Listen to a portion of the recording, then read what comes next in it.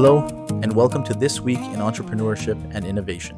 This week, we're starting at the University of Wyoming with new momentum in robotics and advanced energy, then looking ahead to opportunities that connect applied research, Wyoming businesses, and the state's broader economic future. At UW, Associate Professor Chao Jiang received a 5-year, $562,580 National Science Foundation Career Award to develop AI-enabled robotic teaching systems. Rather than simply helping people complete physical tasks, the research will explore how robots can teach users to develop and retain motor skills independently.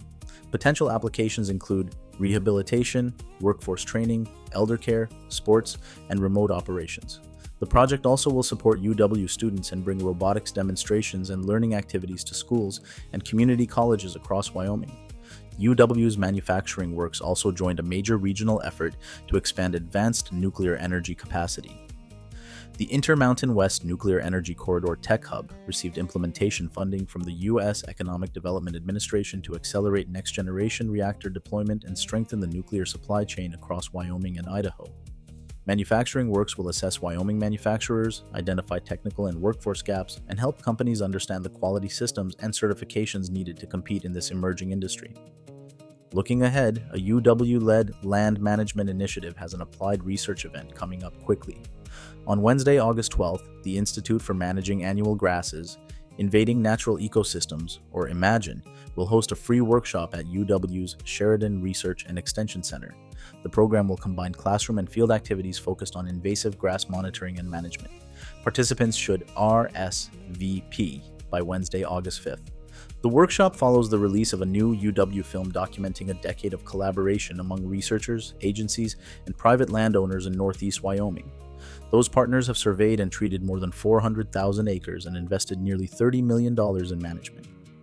It is a strong example of university research being translated into practical tools that protect agricultural productivity and rural economies. Then, on Thursday, August 13th, the Wyoming Business Council will host its statewide virtual Team Wyoming Huddle from noon to 1 p.m. Business owners, community leaders, and residents will be able to respond directly to what the council has heard during its summer listening tour and help identify barriers, missing resources, and priorities for Wyoming's economic future.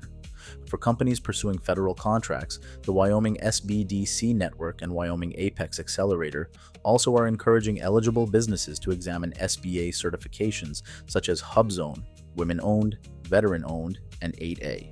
These certifications can improve visibility and provide access to federal set-aside opportunities, but they work best as part of a broader contracting strategy.